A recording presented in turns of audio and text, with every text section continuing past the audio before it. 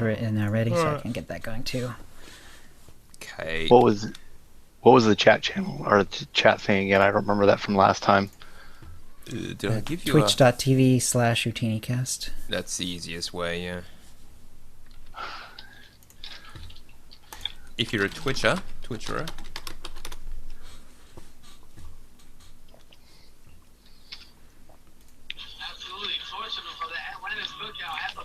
Oh my god, we're live. Hello. Where's my camera? That caught me by surprise. I know, yes. Chill is busy doing technological things. Hello, everyone. Good morning, good afternoon, etc. This is... whatever. This is OotiniCast, episode 310. Oh my god, hello Naraga to you. Hello Courier7, first time watching the show. He's been recently started listening to us, has been going through the back catalogue. And I'm so sorry. Yeah. Not our finest hour, but, well, actually, I don't know. When I go back and listening to any of that stuff, it sounds pretty much the same to me, but it would, wouldn't it? Except for that first episode. Throwbacks. Day-night cycles. What else? What's something else we used to bang on about? That was hip, obviously. Well, whatever. I can't remember. It was years ago. Years and years. Alright, anyway, we won't belabor things because we have started late, thanks to weather. Bring back the trivia question of the week now. Chill can explain why that is a non-trivial exercise. Yeah, it's not easy. Hello, Jeremy. Alright, we have a lot of stuff to cover. Now, before we start, Sin, Now, I thought you were going to just tell us about the new canon, but you've suggested some rather cool ideas for discussion topics as well. I'm open for either. Krellfax has been hitting me up this week about some data mining stuff that he found, or not he found, but he referenced, and we started talking about that. Yeah, that was found. That was referenced, and we've had some good talks about that. So, but if we want to stick to new canon, I'm loving listening to some crazy fan theories and developing a few of my own, if you will. But none of mine are really good fan theories. So, well, depends how do you define good? As in good as in interesting, or good as potentially real? Or what's either way? Either way, I don't pretend to know the minds of the story group. Chat bubbles.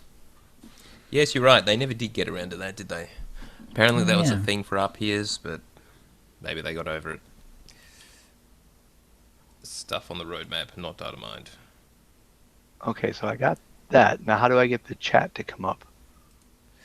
Let's see. Let me remember. There should be in the menu... tv.OotiniCast. Let me watch ourselves. It's always a bit of a strange experience. So, yes, in Twitch, if you don't want to watch the video, yeah, the little gear icon, the settings. No. There's a little triangle in the upper right if your chat isn't showing. Yeah, that's what I'm talking about. Sorry, under the chat, there's a little gear icon. I got it. Okay. Cool. And I'm not worried about watching ourselves, so I just want to keep an eye on the chat room as we talk. Yeah, so under that menu, you saw the pop-out option? Yep. Okay, cool. Now I'm hearing you in delayed slightly, and it's all freaking me out a little bit, but I'll deal with that. If I got the pop-out, I can turn off the Twitch channel, though. Yes, yes indeed. All right. Yeah, stuff on the roadmap is about the new Flashpoint, isn't it? Umbara, something on Umbara? Something. What is it on? I can't remember what it is. I can bring it up in Discord real quick. Yeah.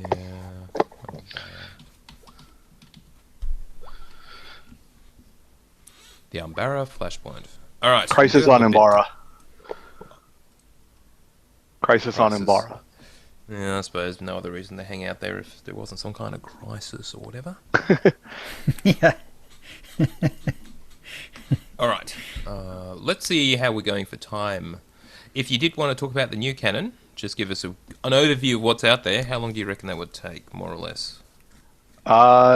Depending on how many rabbit holes you want to go down. Some of the easy fan theories for like Rey's parentage or who Snoke is and stuff like that. Those are the two I enjoy the most. Probably 10 minutes would probably cover most of that stuff. Oh, let's do that. That actually sounds like fun. Okay. Yeah, all right. Yeah, okay. We'll talk about new canon a bit as well, but that won't take long because... just get it. Yeah, okay. Anyway, let's just see where we get to. All right, Chill, I reckon let's fire us up. You are recording, Chill? Yep. And Sin is recording? Yep. Just me then. I have to remember. All right, let's go. All right, going in 5. Hi, and welcome to the OotiniCast, the podcast that does not have enough information to locate Master Luke. This is episode 310, being recorded on Thursday, June 15th, 2017. I'm your host, Chill, with our producer and co-host, Tio. Hi, Tio. Hey, guys, and loving the new movie quotes. Awesome. And we have a new guest, Sinwolf, in. So, Sinwolf, tell us a little bit about yourself. Obviously, well, we know you're with the guild, but let us know, what you do in the game and all that good stuff. Well, mostly anymore I'm trying to do anything that I can to group up with guildies and run around.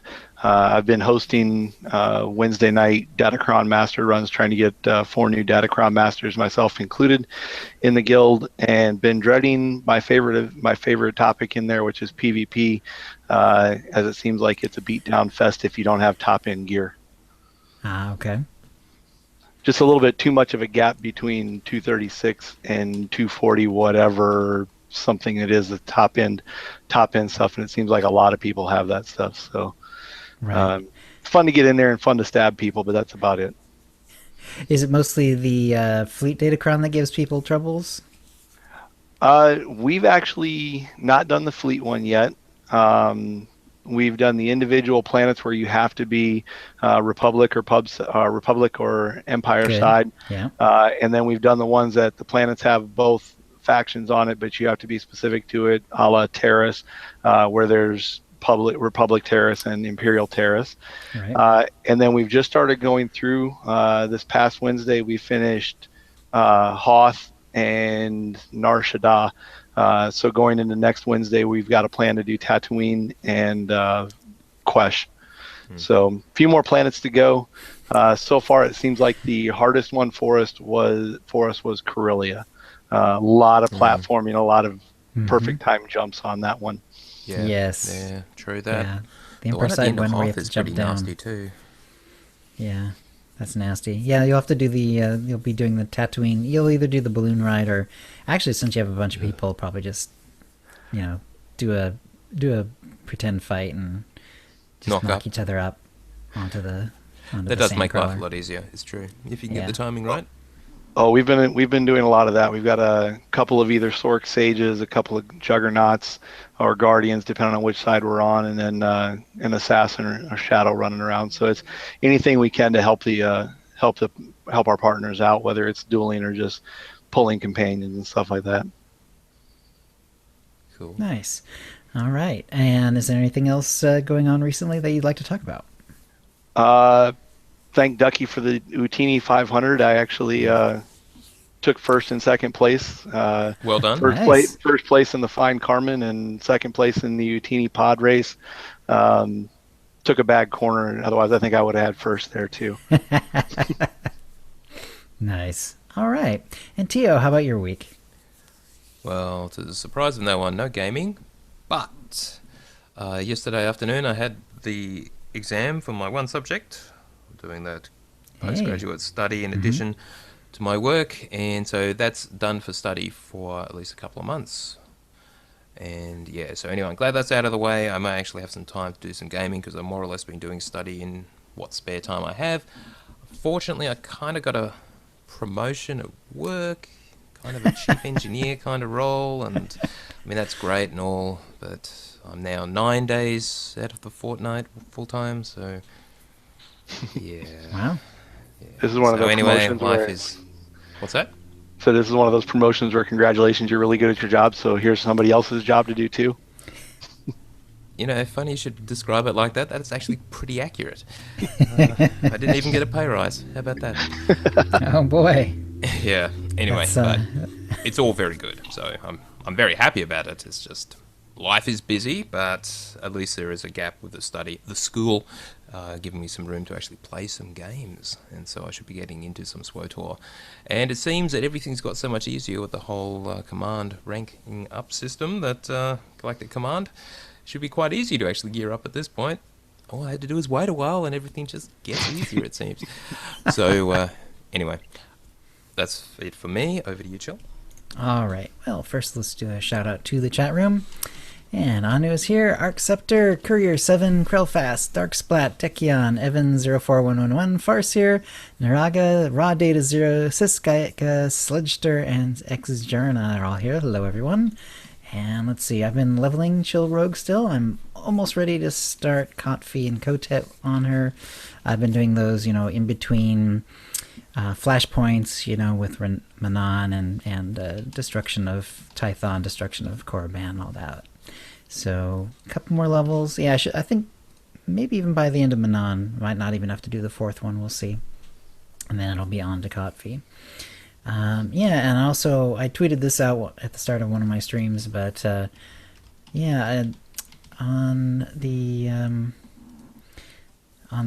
Sucker Punch, that ability for the smuggler, there's a talent that gives it like a second tick of damage. I think it's called like Flying Fists or something like that.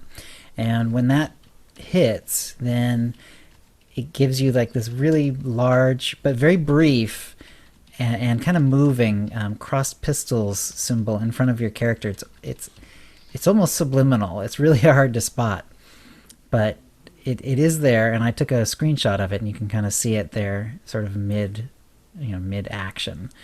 And so yeah, there's a screenshot in the show notes, and it was kind of cool. I'll have to go back, I guess, and see if the similar ability on the other side does like an operative symbol of some sort, because this is not quite the official smuggler symbol as it appears in the game now, but it might have been an earlier version or something. It looks familiar, and it's definitely 2 cross pistols. So anyway, and they're, as you can see, pretty big. So it's kind of cool. I mean, for a long time I was wondering if I was seeing things, because I kept seeing like this weird sort of X-shaped purple blob that I just assumed was a general effect of some sort. And then I started seeing that it looked like pistols, and it's like, are they doing the smuggler symbol there? And I actually had to do that to sort of figure it out. But yeah, so anyway, nice little kind of almost like an Easter egg in the game there. So that will bring us to the tip of the week. We've got 3 tips this week, and Tio, why don't you start off with the first one?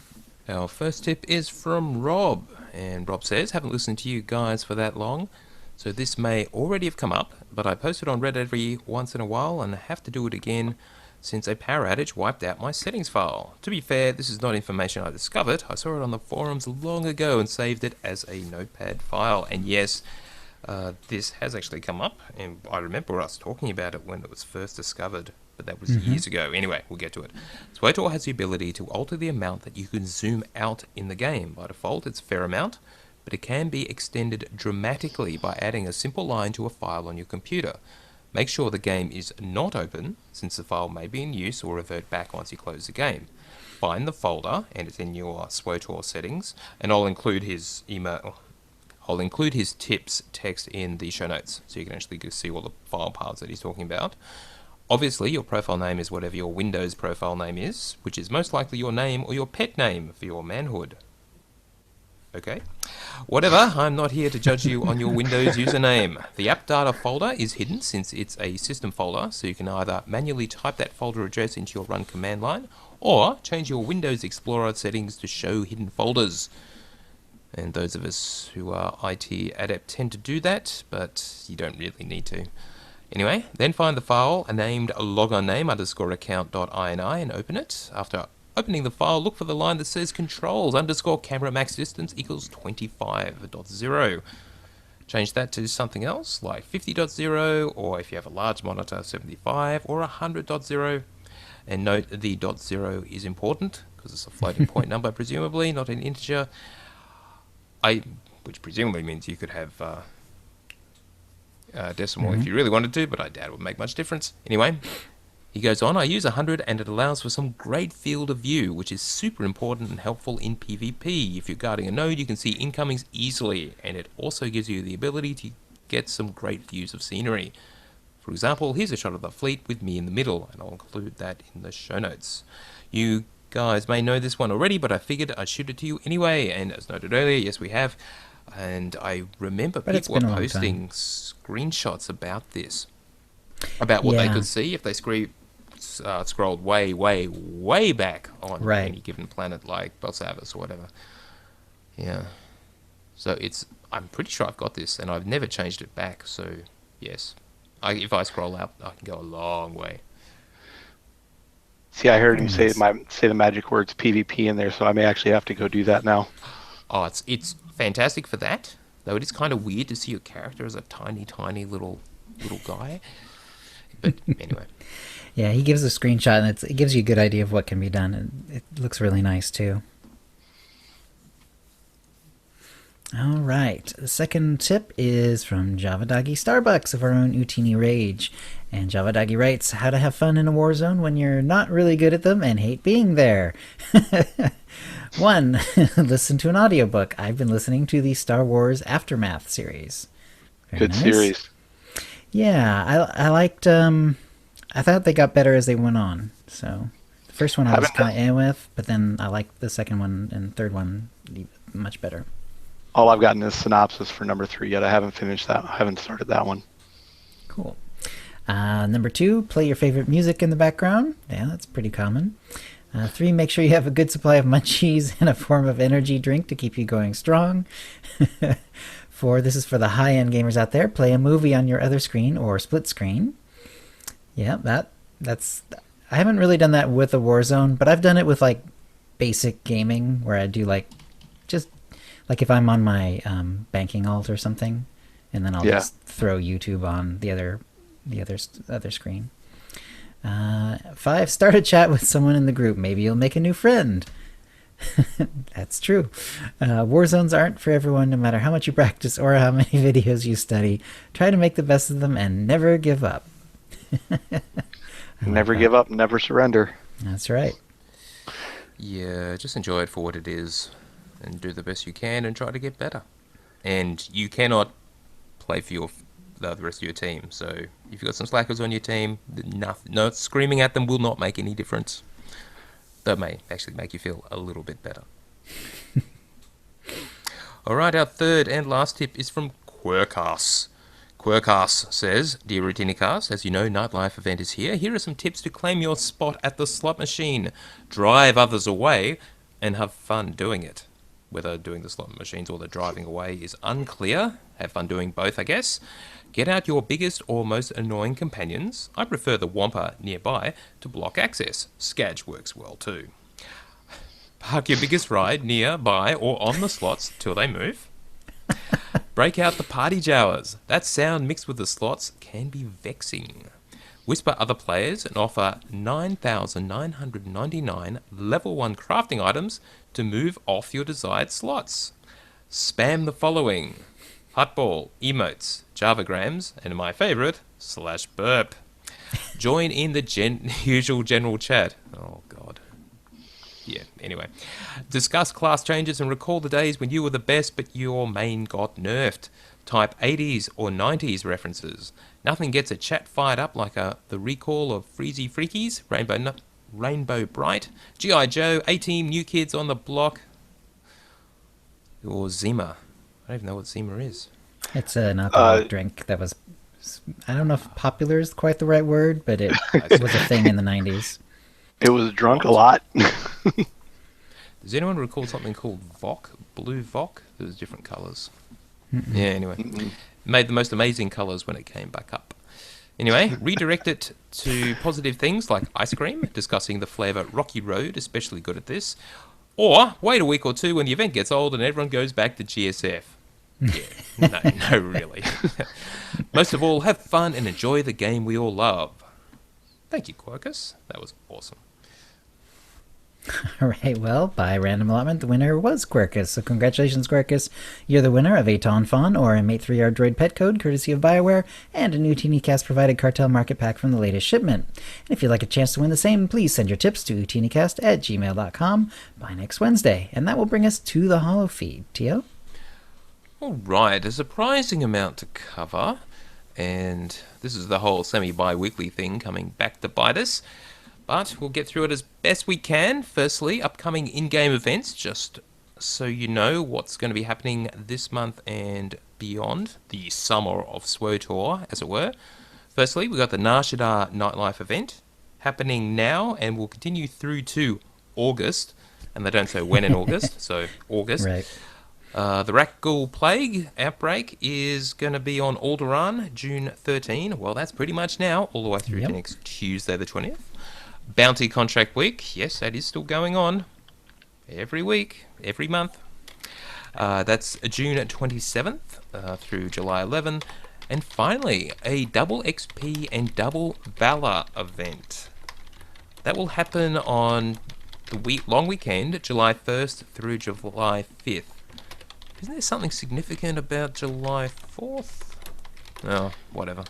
U.S. Independence Day. Oh, really? Huh. I'll be spending a long weekend apparently fighting another war in the game. I see. I'm striving to get to finally 100 Valor. For as much PvP as I do, I vary too many different tunes, so Right. I don't have any one tune to 100 Valor yet. Oh, wow. Cool. Well, it does get steadily harder and harder to get every Valor level, doesn't it? Yeah. Are you I going never to got be a using up to Valor 70. Boost? Yeah, you're going to use a Valor Boost? You know, I have never used one. I know. So this will be the first time. I keep forgetting they're a thing until I like get one in a pack, and it's like, oh yeah, you can actually boost that for some reason. I think the only boost I've ever used other than XP boost was I used a social boost during a run across like S-list or Black Talon. I can't even remember which one it was, just to do a couple of them. Yeah, Now I've never used like an exploration boost. I think I have used the on rails Starfighter boost. not Galactic Starfighter, but the on rails missions, Right. space missions. I've used that back when I was like spamming them because they were one of the best ways to get XP in the game. But Now, the way they describe the Double of Valor event is to honour this game's amazing player versus player community. We're awarding double the Valor points you'll earn from war zones and arenas all weekend. Celebrate the millions of PvP battles that have taken place over the past 5+ years, etc. So, there you go. Well done, PvP community. Alright, let's talk about the roadmap, which we actually talked through last week, last show. There's been a bit of a Q&A. Keith and Eric have been responding to the issues that were raised. Now, first one is a bit of philosophy from Keith, where he says there are absolutely going to be times where we say we want to do a thing, but we have to redirect and change course. When we realize we can't deliver, we'll tell you, the players, and explain what's up. Hopefully, the change will be for the better, but in some cases, we'll have to refer back to your message. Longer term, I'd like all of us to be in a position where we're comfortable with the direction of the game. You have a lot of confidence, and we are on top of your concerns, and you'll get to a point where you are willing to be flexible, which is a sticky term for being understanding and agreeable. Nice. Not asking for anything right now except dialogue. So the gist of that is, this is the way I wish they'd been all along. Just say, this is what we sort of got in mind. It may not come to fruition, but here's what our thinking is, and please tell us about it. Feedback, tell us what you think, and that can help shape their thoughts. But yeah, some things they're not going to be able to do, or they'll have to do it later. And we just got to be flexible. And that seems perfectly reasonable. I'll give them credit. I haven't played a lot of MMOs, but as far as the feedback team and everything goes, as far as reaching out to the player base and everything, these guys seem to be doing a lot better than any other MMO I've played or heard about. they've, certainly with Keith at the helm now, it's just got better and better. So, yeah, this is good. Alright, now you'll apparently be able to buy a full set of gear for your alts, including set bonus, weapons, earpiece, relics, and implants with command tokens. So that will be in a couple of weeks. That will be with game update 5.3. This doesn't fix everything about gearing, and they're going to be discussing that in the coming weeks. But consider when we used to all earn crystals just to buy high endurance gear with no set bonuses, so yes, that is still pretty good. Remember, Tier 1, you'll be able to buy with command tokens, and yes, you will be able to get the set bonus. Cool. So that is fantastic. What else? That's live now. Now, we just talked about the 25% command rank perk. It's not going to be free. It is legacy-wide, so it is a one-time purchase. And then he goes on to suggest, I do realise for those of you who play on multiple servers, will need to buy it and transfer a toon, which is cheaper than the cost of the perk. It's how I personally handle keeping my legacy content current on all servers. There are a number of perks and achievements I'd like to see us make account-wide, but we haven't fully investigated the effort.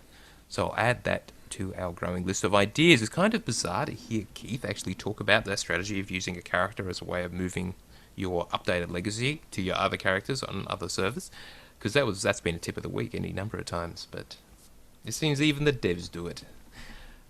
That is so cool. Someone complained about the roadmap sounding like it was copy and pasted and very scripted. Keith says, I swear I typed the entire message. Seriously, though, some information will always come off as scripted since every word is digested, analysed, then recast based on the interpretation. So in trying to be consistent, it might sound robotic. Yeah, that is kind of inevitable, especially if any document is reviewed by many people. Oh well. Right. Yeah, it depends on how many layers of oversight get put on that sort of thing. Yep. He talked about class balance. We'll talk more about that later. He personally doesn't want to see trippers or bounty hunters nerfed, but they have to be adjusted to ensure that they are appropriately balanced. In fact, we'll go into class balance probably more on the next show, because there's a massive post that came out today I wanted to digest before we really talk about it. Okay. Now, apparently they were hoping for a lot of PvP in open world PvP on Iokath, but someone is saying that isn't really happening. There's never more than 2 people in the PvP instance because you've given players the option to be immune to PvP in there. Now, does he mean just by playing in a PvE instance? Or is there some other trick where you can be in a PvP instance and not be flagged for PvP? From my understanding, if it's you transfer to the PvP instance, if you're in PvE, you flat can't attack other players outside of a duel. Right. Otherwise, you have to be in a PvP instance. And I don't know how much that surprises me. Open world PvP has never seemed to be much of a thing within SWTOR. I know way back when it first started, Ilum open world PvP zone used to lag out because you had huge fights on there every once in a while. Yeah. But other than that zone, there really was no, hey, this is open world PvP stuff. At least not as a major community thing. I mean, your PvP servers probably have a lot more of it, but that's the server itself selection, not just saying I want a PvP on a PvE server. Back when there were PvP servers, yeah, and now there aren't. It's literally just people's choice whether they go into a PvP instance. Yep. Anyway, BioWare's response was, it apparently was their goal to encourage open world PvP on Iokath, and that was one of their main motivations for including stuff like playable vehicles and operation bosses and player loot. Yeah. Make PvP on Iokath a unique and interesting experience compared to, say, Outlaws Den or, as you mentioned, Ilum. However, it doesn't seem to have grabbed folks' interest. I don't think and he goes on, I don't think the forcing players to participate in PvP is the answer. SWTOR just isn't that kind of game. Well, yeah, so we just need to look elsewhere for solutions, such as better incentives. Yeah. Yeah, it makes sense to some degree. Yeah, they I mean, especially with the way that there are PvE and PvP instances on every server now, it's pretty hard to force people to to do open world PvP. So Well, yeah, and you can't even really do Outlaw's Den in a PvP in a PvE instance. no, and like you were saying, there's no incentive. There's no incentive to do it. Open world PvP. I mean, Outlaws Den used to have the incentive of actually having Warzone comms that you could get from crates inside there, but there was like 5 or 6 random spawn points that had maybe 12 Warzone comms in it. So even that wasn't a big incentive, and there's no mission and I'm almost glad there isn't a mission, because you'd have the kill swapping issues and everything, but a mission to go kill players outside of, in a PvP instance. The only other incentive to it is a lot of your events, like the Gree event, the Rat Ghoul event, which is going on now, have and I can't think of the name of what they are now, achievements for player versus player kills. Right. That is another incentive. Though, as Relocine suggests in the chat, open world PvP isn't that bad. The real game is following people farming their mats, in the PvP instance, and grabbing them before they can. Oh. That just sounds like fun. I mean, I have to try that someday. I guess just put nothing on, wrong with that at all. Right, you min-max your alacrity gear, I guess. Yes, you'd have to. But yeah, that sounds perfectly reasonable. If you think you can duck into a PvP instance and just do some solo farming, I guess you're fair game at that point. Red is dead. Red is dead. Now, also they did clarify that the new Flashpoint, Crisis on Umbara, will have solo/story mode, veteran and master modes. Cool. And in fact, any new Flashpoint they do will have those modes. So, nice. Solo mode, story mode, veteran and master. Awesome. Very now, story exciting. mode is tactical these days for any new Flashpoint. I believe so. You mean having the Jesus droid with you? No, as in tactical, as in no, not role based. Your group composition doesn't matter, and there's Kolto stations or heal stations throughout it near your boss fights and stuff like that. Yeah. Right. Okay. I guess It'd be horrible if they gave you 4 Jesus droids to go through those things. Yeah, it would be kind of boring. Just follow along behind, looting things. All right, now class changes are coming. We've already touched on that. There's going to be the first round of game update 5.3, and they've done some detailed post about what's happening to Hatred Assassins and Serenity Shadows, their mirror. And so let's just go through those in terms of the philosophy. I won't go into the actual changes because it's just the various damage effects that have been boosted, etc. They wanted to address several balance issues, and they've made several skills. They've changed several skills for this discipline, basically to increase its DPS output. We wanted to help Hatred/Serenity shine at what it is supposed to be known for: high sustained melee damage. So increase the damage bonuses granted by Deathmark/Force Suppression and Fulguration/Rebounding Force, just the mirror abilities obviously, to boost the dot damage for the discipline, increasing the periodic damage it deals and its overall DPS output. We also wanted Hatred/Serenity to be better at finishing off enemy targets, so increase the effectiveness of Inevitable Demise/Aching Mind, which helps to boost its overall DPS output as well. And finally, we wanted to make sure that force regeneration for Hatred/Serenity is a bit more consistent and increase the force cost efficiency of using Leeching Strike/Serenity Strike. So we made some adjustments to Leeching Hunger and /Serene Poise, the amount of force restored by Fulguration/Rebounding Force to achieve these goals. The mirror abilities drive me nuts. Seriously. Imagine if they just had the same name on each side, because they are literally just labels for exactly the same thing, even though they do have different graphics.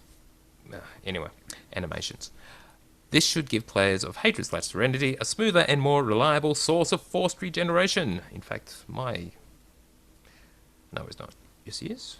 No, sorry. In 5.3, players of Hatred/Serenity should find that their DPS output potential has increased and that their force regeneration is a bit less random and more manageable. So there you go. All of that is buff. Big buff for Hatred/Serenity. Do you think it's going to be big enough to make him a flavor of the month? I don't know. Depends how far behind they are at the moment. Based on these changes, it sounds like they're pretty crap if they're having to do this. Now, who else on the list to be? There's a whole bunch of other classes being targeted. Sorks and Sages, Madness/Balance, Corruption/Seer. For Power Techs and Vanguards, the Pyrotech/Plasmatech. And we've already talked about that. Snipers and Gunslingers, the Virulence/Dirty Fighting and Engineer/Saboteur disciplines. And finally, Mercs and Commandos, Innovative Ordnance and Assault Specialist. Innovative Ordnance/Assault Specialist and Arsenal/Gunnery. All are going to get the either buff or nerf hammer, so as it were. Cool. All right, so we'll find out about that more in the coming weeks.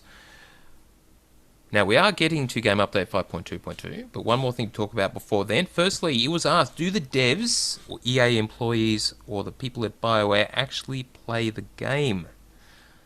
And so it's apparently a great question, according to Eric, who did respond, and a very common one. And in short, the team absolutely plays SWTOR.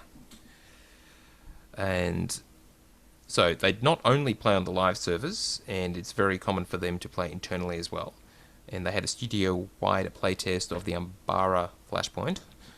So obviously they playtest internally on the dev servers, but they also play on live. Because when they're playing on live, they're just ordinary players. They have nothing special, no special bonuses. They're just like us, essentially. Right. And they usually try to remain anonymous when they do that too. They don't announce themselves as, AM Eric Musco or anything like that. Yeah. Didn't we have a guildie or a friend of the guild that recently got on their Twitch stream or something like that? Got contacted by like Keith or something in the game. Aliva, yes. Yeah. I saw that video. It was pretty fun. Yeah, they definitely play. Which it only helps them make the game better. Right, but he was actually contacting her through the. It was like the customer service live chat. Oh, okay. It's sort of this funky thing that you don't see a lot in the game, but they can directly chat with you, and he was actually using that function. All right, where do we get up to? So Eric summarizes, we come from all walks of life and have vastly different play styles. Contrary to popular belief, we are not all progression nightmare operation top 96 PvPers. Although a few of us just might be. Here are two examples from players that you know, Keith and I. Keith currently has 4 characters at command rank 300, another 12 plus characters at max level or close. He plays almost every type of content in the game and really enjoys running operations and other group content. Whereas Eric, on the other hand, has 2 characters at max level, none of them at command rank 300. He plays quite a bit, but spends most of his time just playing the GTN, as he's an avid collector of mounts, titles, and rare items. When he's not on the GTN, he's usually grinding up reputations, running heroics, or leveling alts.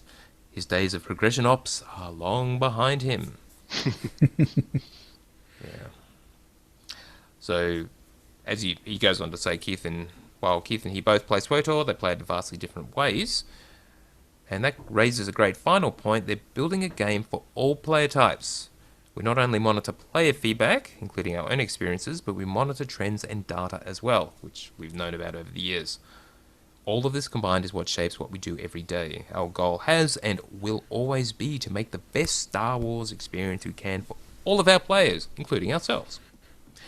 So, that answers that. They do play the game, probably some more than others, so that's a good thing. Okay.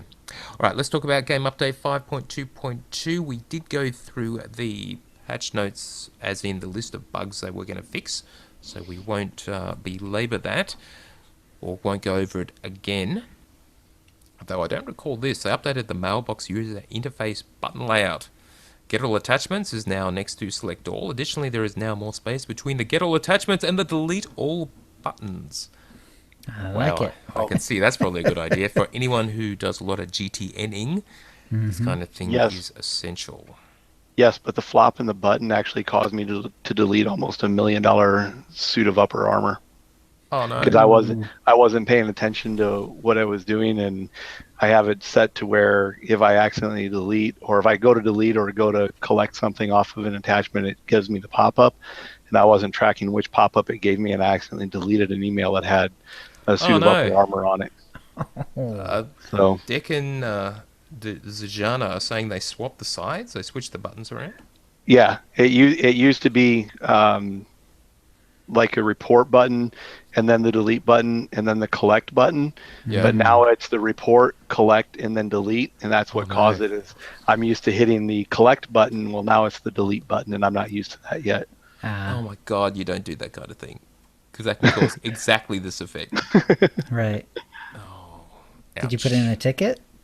No, and I'm like the chat is saying. I mean, honestly, even at 1 million credits, it's a tiny amount. Not to some of us. I mean, I don't play and collect money that much, so to me, 1 million credits is actually a pretty big amount. But I don't put in tickets for my own stupidity, and that's exactly what that was. My own stupidity. Oh, but Fair still, that kind of stuff is muscle memory, and Yeah. you just don't mess with that. And as far as changing it back, I doubt. I suspect they're just going to have to stick with it at this point, because they can't just flip that around again, because otherwise they'll cause exactly this again. Oh boy. I will retrain myself. Now, new mount speed legacy perks. We talked about this already. Speed of piloting 4 and 5, giving you increased mount speed by 120% and 130% respectively over the previous total of 110%. Well, yes, that's great, except it doesn't work on most speeders now. So it is kind of bugged. It will work on all of the creature mounts, so you will get the increased speed, and they will fix it. They say hopefully in Game Update 5.3 in a couple of weeks. But yeah, at the moment, not so good. And also, if you're curious, it does not work on Rocket Boost, because that's on a different system and you can use it indoors. So, unfortunately, Rocket Boost is not going to get any faster than 110%. Let's see. That Command XP Legacy perk is now available, that Keith mentioned earlier. Just see if there's any new ones that are worth mentioning. Just a reminder, sales companions. are now 3 days, apparently. Where's that? It's been brought up a couple times in chat, so apparently people are interested in it. GTN sales are now 3 days instead of 2 days. Oh wow, interesting. Wonder why they changed that. I don't know, but they need to extend it to 30. I hate managing vendors, and that was one of my biggest problems with Galaxies back when I used to play. That was managing vendors, and they had 28-day postings. This 2-day is part of the reason I don't play the GTN. Companions can now earn influence from being sent on crew skill missions, so that change is now live. And the amount of influence is apparently determined by the mission grade. So the higher the mission grade, the more influence you will get. Fantastic. That is cool. Oh, and Shay Vizsla and Theron Chan can now have their appearances customized, so go ahead and dress them up. Dress up your Barbies. You can craft tier 4 gear, etc. Now, players who defeat the Infernal Council, and that's the second to last encounter in the Eternity Vault, will now receive the Defeating the Infernal Council achievement as intended. However, it has introduced a bug where you have to kill a particular mob of the member of the council last, otherwise you don't get loot and you can't get to Soa. And that particular mob is, give me a name, someone. It's the assassin. I want to say it's Kalesh or something like that. That sounds right. Yeah, Kahesh. XJ just said it's Kahesh. You have to kill Kahesh, who is an assassin, in the front row last. As long as he dies last, you will get the loot and you'll get through to Soa. And obviously they will fix that as soon as they can. So put your weakest heal or your weakest DPSing healer on Kahesh, and you should be good to go. Indeed. Indeed. Grade 10 materials can now be purchased for Jawa scraps at the following value: premium for 12, prototype for 6, artifact for 3. Consumable items, minor fleet requisition grant. All these requisition grants will now grant more ship requisition. I've got a whole ton of those saved up. Maybe I should finally use them. Awesome. Yeah, a whole lot of little changes like that. Did you just admit to playing a lot of Starfighter? Long time ago, just after it came out, and yes, I did. Player would be unable to summon their active companion after entering and completing a war zone, so that's been fixed. That would have been annoying. Yes, it was. Very, very annoying when you try to do heroics and war zones at the same time, and you pop out of a war zone and suddenly you have no companion, and you can't summon the one that you've been running with. You have to summon a different companion, close the UI, open the UI back up, and then summon your normal companion back. God. Wow. Yeah, that sounds painful. Alright, that's enough of that. Game update 5.2.2. All kinds of little things fixed. Quality of life very much a factor in affecting what they're changing, it seems. Lots of little things just to make the game easier and better to play, and fixing up some of the more annoying aspects, and introducing a few bugs along the way. It is Kahesh. Alright. Also, you'll see that you can see the contents of Dread Warlord pack in collections. That will be available on Tuesday, June 27th. Even though you can see what's in it, it is not yet available. Dread Warlord pack.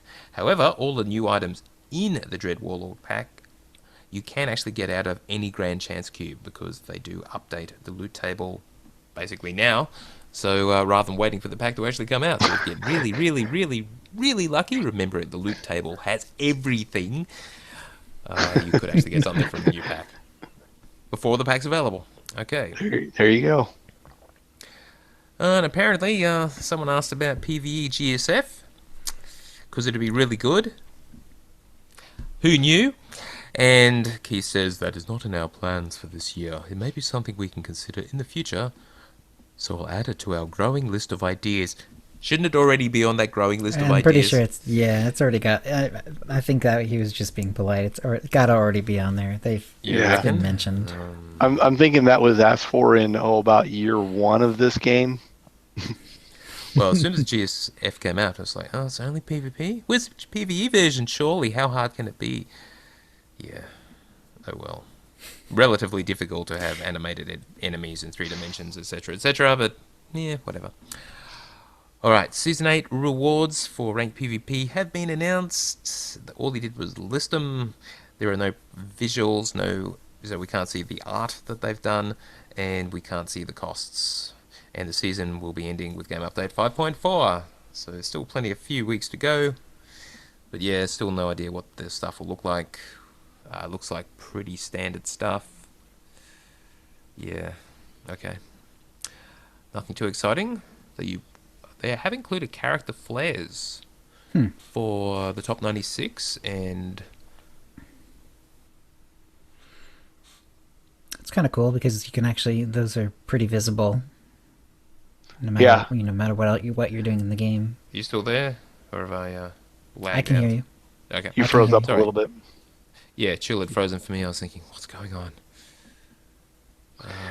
The flare ID is actually really neat. If you know what it looks like, it's going to be kind of interesting to see how that plays out in PvP. Mm-hmm. You target the guy in PvP, and you're just a casual PvPer, and you notice he's got the Season 8 flare, on there. Yeah, okay, now do I try to around. 1v1 that guy, or do I call in the whole team because he's coming to get me? Right. Alright, I'm just wondering if we talk about this. Let's talk about Master Mode Operation Gear Drops. There is a discussion topic on the forums, which they're encouraging players to jump into.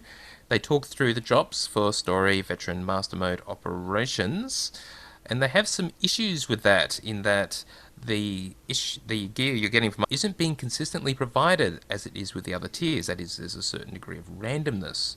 The primary reason for that is we want the gods from the machine operation to contain best-in-slot gear and be the most consistent source for Tier 4 gear. But, since we only offer one boss encounter right now, it's making it difficult for you to obtain Tier 4 gear. They've been discussing 2 ideas to address this, and they want players' feedback, or suggest your own. First idea, they double the amount of drops awarded in both 8 and 16 player difficulties. It means there is a random aspect to what is dropping, but there's more of it. And the second idea is, we leave the amount of gear drops as it is, but we add unassembled components to each boss. This would mean that players running Master Mode would not only be receiving a chance at Tier 4 gear, they're also working towards being able to upgrade/purchase the Tier 4 gear they need. Remember the whole complex system, which I've already forgotten because it's so complex. Yeah. We realise that unassembled components have been attributed to PvP activities, but they could make that adjustment so you get it from the Master Mode operations as well as PvP. Okay, this is getting even more complexer. I'm not sure how much that one would. I'm not sure how that would go because the in order to use the unassembled tokens to get top end gear, you have to have the next tier down the shelf for it, like you used to have to do with PvP. So I don't know that. It'll be interesting to see how they vote for that. I'll put it that way. I personally don't care. I don't do Master Mode operations, and it'll take me a lot of PvP to get top end gear. I have a feeling there will be a new top end before I get there anyway. Yeah, I'm hoping for an option 3 there. Neither of those seems particularly good. Alright, any thoughts on that, Shell? I mean, they've been adjusting the amount of gear and the types of gear and the levels of gear all throughout this expansion, so this is just another one as far as I'm concerned. It's all good. If I wait a while, this whole thing goes away when they do an expansion and we just have to start all over again, so I just hang out a little bit longer, it won't matter. Anyway, let's not think like that. Now, I'm going to talk about 2 other things that are not related to SWTOR directly, but they are related to Electronic Arts, the parent company of BioWare. Firstly, it's something they announced called SEED, which is the Search for Extraordinary Experiences division within EA. And it was described as a small, stealthy team that is exploring visionary content, including deep learning, neural networks, and virtual humans.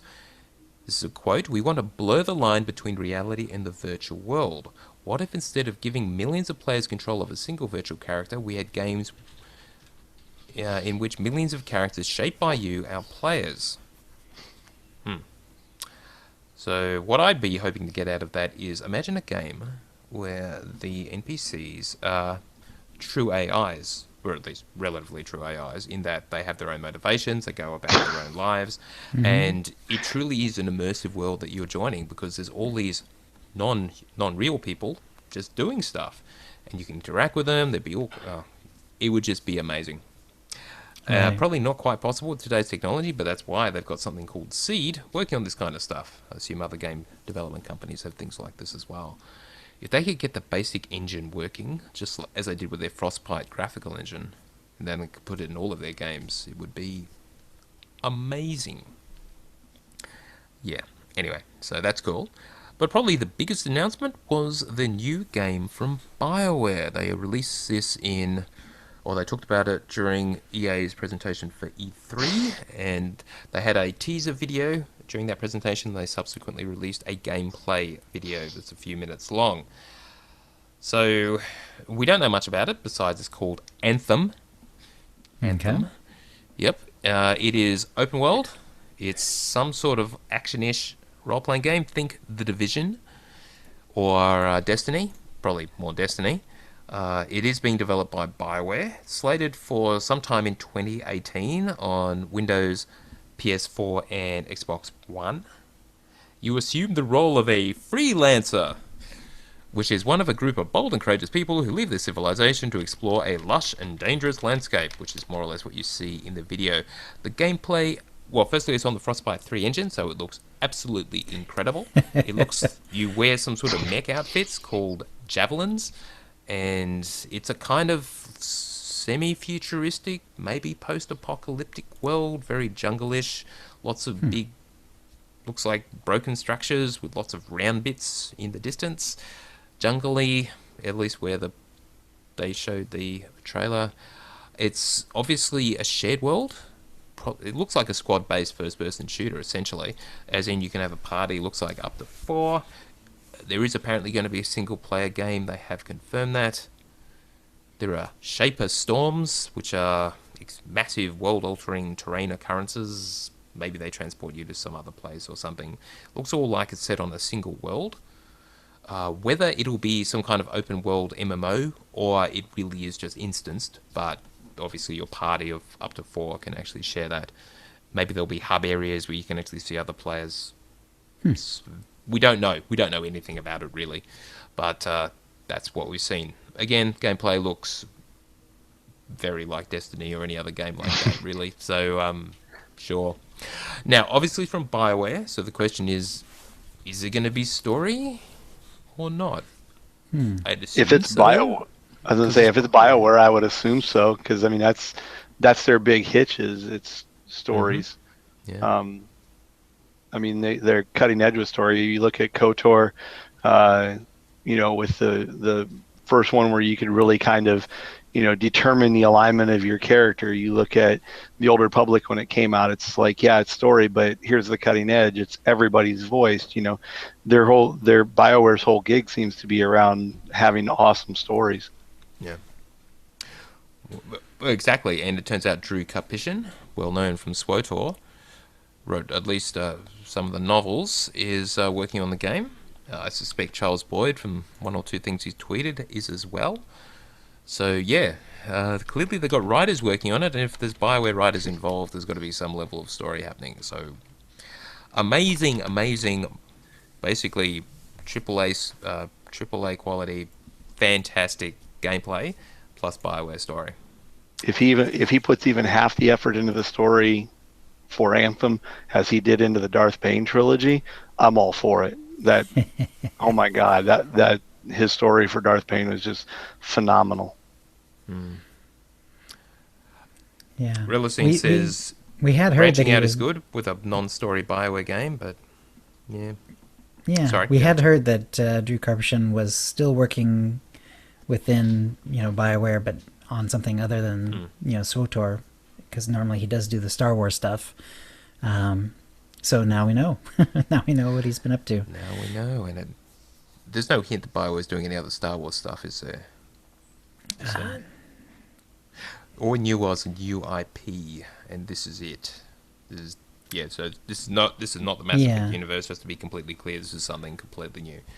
Right. Not in terms of like big PC games. They're still doing lots of like mobile games and stuff though. Now at E3 there was no mention of Visceral's new title, the one that Amy Hennig is working on, because, and as she said, they want the focus on Battlefront 2, and yes, there was lots of stuff about Battlefront 2, which does look really, really good. Of course, they only showed multiplayer stuff. There was nothing about the single-player story, which it does have, at least that I saw. So anyway, this year it's all Battlefront 2. And of course, no mention of SWTOR, but you probably could have assumed that at this point. Anyway, that's the news. All right, that'll bring us to the force feedback, where we read out your tweets and emails. And Java Doggy, Starbucks of our Nutini Rage, wrote, "Love Show 309, lots of info I've been waiting on. Can't wait for trying my luck at the slots for a Gamorrean guard." And Ducky in chat, as we were just earlier in the show, actually got one. So congratulations, Ducky. That's nice. Congratulations, Ducky. Do we know, is it like really hard to get, rather like the Rancor of the last time round? Don't I assume know. it kind of is. Don't know. I'd assume so. That would be I assume safe. it's up there. Yeah. Which means I'm going to have to be spending a lot of time just like we were talking about earlier, watching YouTube or something on one screen and hitting the slots on the other. See, I'm just feeling all my money I'm saving up for the new house, just exiting my accounts at this point. Oh, Mana. Yeah, I should say. Yep. I'm thinking I'd rather have the Gamorrean guard, so I'm going to be spending oodles of money on that. Yeah, well, Yalvin was lots of money if you wanted to fully open that one, so I can imagine Manon will be the same. Now, Johnny, Falzon says it's less than 0.25% chance to get it. Ouch. And who asked? Light Ray Fused asked, does the Gamorrean guard, make pig noises? Ducky confirmed, yes. It does include pig noises. Sweet. and our acceptor got his in about 300k worth, 300,000 credits worth of. Ouch. That's not bad. That's not too bad, yeah. No, I think... I spent more than that on the Rancor. Yeah, I was... I ended up getting it twice, but I think I needed like about 2 million credits, something like that, to get it. It was pretty high. And let's see. The numbers are apparently reported by Dolphin. Sorry, Joe. Continue. Cool. No worries. Johnny, Born to Eat Bacon, wrote, I dropped a stack of companion gifts on a quick bar and keybound it to my mouse. So now I'm playing slots and gifting while watching TV. Wow, that's a very nice, clever. Yes, very clever. yes, it is. That sounds like not a bad idea at all. It That really is doesn't. multitasking to the next level. Mm-hmm. Yes. Yep. All right, Sin. Before we just start, Sin, I want to limit you to 10-ish minutes, 10 to 15 minutes. So do you want to talk about the fan theories? Okay, so... Wait, Oh, let me introduce us. intro it. Sorry. Okay. Chill intro and then launch, mate. All right. That will bring us to the Sarlacc Digest, where we go over the issues for 1,000 years, or about 10 minutes. And Sinwolf is going to talk to us about some of the things in new canon and some of the theories around it. So Sinwolf, why don't you go ahead and take that? Okay, so one of the funnest fan theories I've seen so far actually revolves around Snoke. And there's a lot of, who is Snoke stuff going on. Oh yeah, I've seen like a dozen different theories. Go ahead. One of your favorites? Gosh, well, beyond sort of the obvious ones like Plagueis and Palpatine, Okay. I've seen Mace Windu as an option. That one I haven't seen yet. Yeah, I've That seen was silly. and others too, but those are like the ones that really stand out as sort of like at least tiny bit plausible. But Okay, so throwing Plagueis and I'm not going to throw Palpatine out of it completely, but throwing Plagueis out of it completely. As they were developing it actually came out at one point that they said he's not a published, or he is not a Previously known legacy character. canon character. right, right. So it would have to be, if it's somebody that's already published, it would have to be somebody that's already canon. So again, not throwing the Emperor out of it. But Plagueis, yeah, he's pre-canon. It would be awesome. It's a nice theory. It would be kind of fun to see it. However, so craziest fan theory I've seen yet with it, or at least to me, craziest fan theory, it's Boba Fett. Boba Fett, after he come out of the Rancor pit, or not the Rancor pit, sorry, the Sarlacc pit, all disfigured and everything, has now such a vengeance against Han and Leia, hence him, absolutely corrupting Kylo, their son. It's Boba Fett. And I'm like, okay, I think you're stretching a little bit here. Where do you Right, get the right. force powers? Where do, I mean, yeah, come you'd on. have to have force He's- powers too. So Does he have to have them? Because there's nowhere in the movie yet, or anything that I've seen yet, where he actually uses force powers. yeah, but I would say he still has to have them Snoke, I because see. he trains. But he if teaches he's the- Kylo though, so Yeah, he I seduced mean, him to the dark side. Seduced him Yeah, to the that- dark side, but not necessarily trained him. And that's where that theory breaks down. Is Boba Fett couldn't train him, so it kind of breaks down at that point. Yeah. And the assumption is Snoke is going to be Kylo Ren's master, so therefore he would train him. Is there anything in canon, the new canon, that would imply that Boba Fett is alive? Yes. Really? They haven't come out and said it that I've seen so far, but they have come out and said that it is plausible he's alive. In one of the cut scenes in the Aftermath books, there's a bounty hunter that's actually looking for his armor, which if you're looking for his armor, the damage from the Sarlacc pit armor, the body was there somewhere. So Sure. you didn't see a body. He's possibly alive. Yeah. right. okay. That's from Alright. those are from those little cutscenes in the Aftermath series. Yes. So Yeah. So And when you read, Aftermath is canon. yeah, and when you read the third True. one, that yeah, they that little mini through line actually continues. So.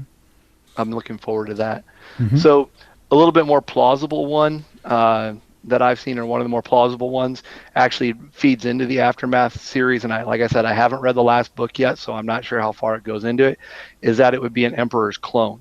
Um, Mm. I actually thought it was the puppet master, and Chill, maybe you can help me with the name on this one. The colonel that was doing all the pulling the strings. He was unnamed in the first one and then made it big in the second one, and is actually the one that kind of triggers the war on Jakku. Right.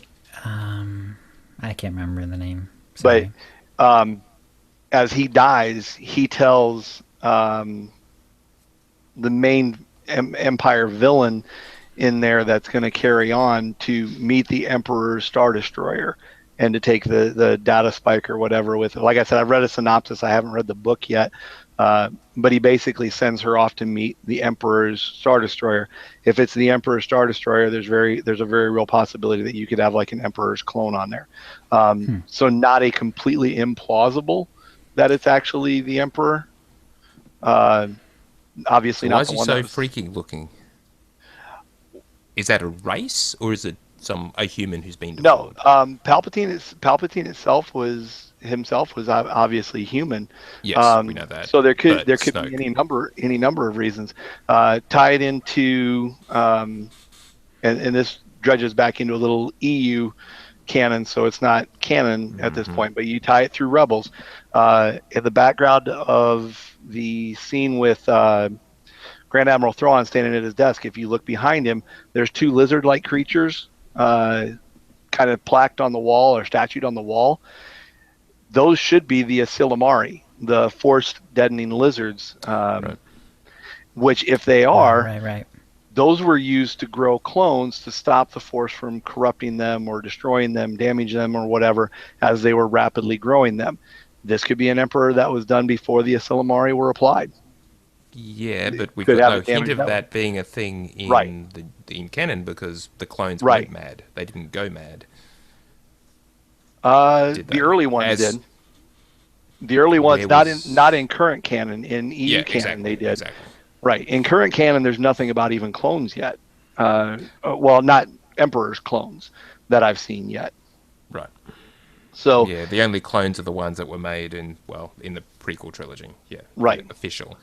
So you have the technology there. The question is, did they use it on the Emperor? And if they did, what happens? Right. And if that's the case, I mean, even if this is the Emperor, there's nothing saying that he couldn't have gotten injured in some other wartime accident or anything like that. So there's any number of things that could cause that, uh, or it could completely not be him. Um, and again, you go back to the okay, well, it's not him. Who is it? And that was a big surprise that Abrams said he hasn't revealed. Now, I had seen a message, and I wish I could remember where, that said that a lot of the information on Snoke or background on Snoke was supposed to be fed through the Aftermath trilogy. So, like, if you've read the Aftermath trilogy, it's supposed to kind of guide you down this path of discovering either where Snoke came from or who he is. Why is Jakku so important? Why was Rey left at Jakku? All that kind of stuff. And I also think that tied into the Tarkin novel also. There was some So, mention of some different things there. so what's the conclusion you would draw from the Aftermath series and Tarkin? Between the two of them, I really want to say that that Snoke is probably an Emperor's clone, but I don't think he is. I think my personal theory is Snoke was the reason that Hux was stolen in the first place by the Colonel, and I really wish I could remember the guy's name, but was stolen by him, and that guy was set to guard something important. Was all Palpatine told him on Jakku for so long. I think Snoke is what was buried on Jakku, and the Battle of Jakku or the War on Jakku basically released him. So what is he then? Don't know. You'll never find out Yoda's race. Maybe we'll never find out Snoke's race. Maybe we'll discover he's go back to another comical theory. He's the stormtrooper that bumped his head in episode 4. Maybe we'll find out he's an injured human. Could be any sorts of things. He's freaky looking, so he doesn't look human at all. Not really. He is, but it's a hologram. So here, throw this one in there. How about Sloane, Admiral Sloane, from the Aftermath series? All we've seen of Snoke so far is it's a hologram. Holograms we know from various novels can be forged, adapted, or altered. So it's Sloane issuing all the orders through a hologram of this guy. Now, again, that one loses some muster when you look at okay, so who trains Kylo Ren? Mm-hmm. It loses muster because Sloane shows no affinity for the Force. So that affinity for the Force is kind of where it leads me back to. It's probably like a Palpatine clone, or it's somebody that hasn't been mentioned in any of the books or novels or comics yet. Which is more likely that they'll just bring in someone completely new. I'm just thinking of that character in The Force Awakens, the old guy at the beginning, who everyone was sort of talking like he was someone that was well known, some new Leia, etc., who never existed prior to the movie. So they can just throw in whoever. True. But they are doing a lot better job at tying them. I mean, you look at like Saw Gerrera is tied through Clone Wars cartoon series, Rebels cartoon series, comic books, and the movies now. So I mean, they're doing a lot better job of tying all this stuff together. So it could be interesting to see where they go with Snoke. So then, unless there's more on that, that leads to the other fan theory: who's Rey's mom and dad, or who's Rey's lineage? Okay. Hit us. So, do we have a favorite theory? I have a personal favorite theory. I don't want to actually go out and say and make a theory on this one. I have a personal favorite of this one. Right. I mean, Luke's daughter has come up as a possibility, but that seems unlikely. Mm-hmm. Luke and Leia had another child in addition to Kylo. That also seems really unlikely. Han and Leia, yep. Really unlikely. Sorry, Han and Leia had another child. There is some support. There is some support for the Han and Leia theory, though, because if you look at it from the perspective of who all does Leia hug in Force Awakens, Chewie, Rey, and Han. Right. That's it. She never really makes contact with anybody else. So but why the contact? Abandon their daughter on that planet. I mean, that would be terrible. Why was Han so far separated from Leia?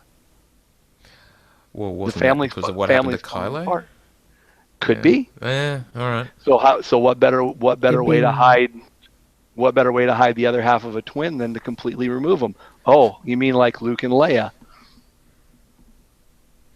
Yeah, it's kind of a weird. It's a weird thing though, because then you end up with like, Han doesn't know he has a daughter, but they weren't, estranged at the time that like Kylo was born. So, and Rey's around the same age, so it's like, why would this be kept from him at that time? I don't think it's so much as Han doesn't know he has a daughter as his reaction.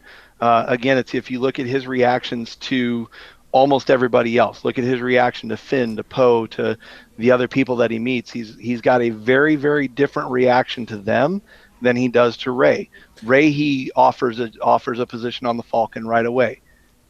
Only because they have a certain amount of apparent common shared interest in the ship. True. And she seems to know stuff. Especially That's in the all. Falcon. No, this is where that goes into the that's what feeds the Han and Leia are Rey's parents theory. I don't necessarily. Yeah. I think I would enjoy it, but I also think that's too close to the legacy canon for Disney Marvel or Disney Lucasfilm to bring in. I think it's too close.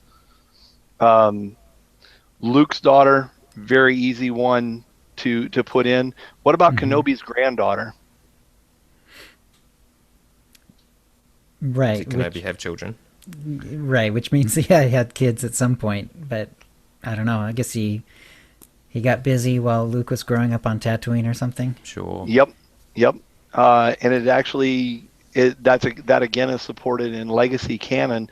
Uh, that Kenobi spent time on Tatooine and actually fell in love with someone while on Tatooine. I don't know if it ever went so far as to say, hey, he had a kid or whatever, but I do know the story was he fell in love with someone. Um, and that again, I don't know if they would bring that in because that close to Legacy canon. But then again, they've shown it. They've shown that certain aspects of Legacy canon they are willing to bring in.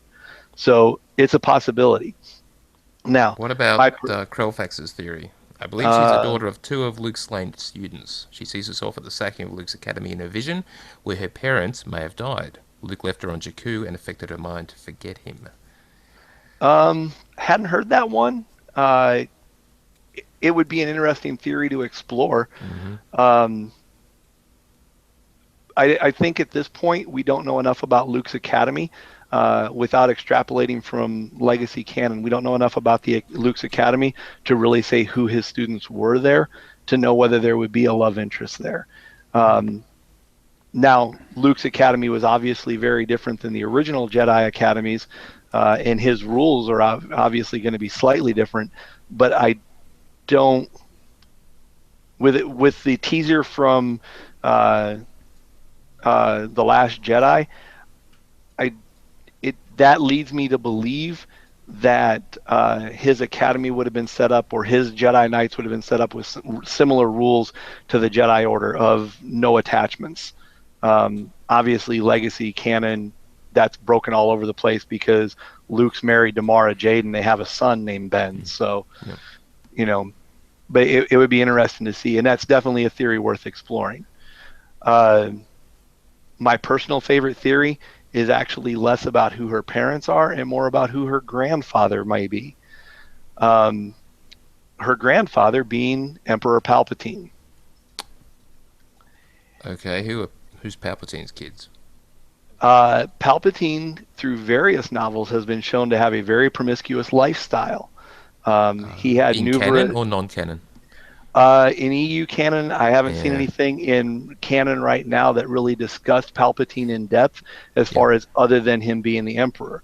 Now, at various points with him being the Emperor, you see him with various females. And it's always been, I mean, people in power attract concubines all over the place, right? Sure. Uh, so very much a possibility. Now, what feeds this theory is if you look at their fighting styles. Um, Rey in all the movies, Rey and Palpatine are the only two that their opening moves tend to be a double overhanded uh, pierce versus a slash type move. Uh, they immediately jab straight forward with the lightsabers on their opening moves.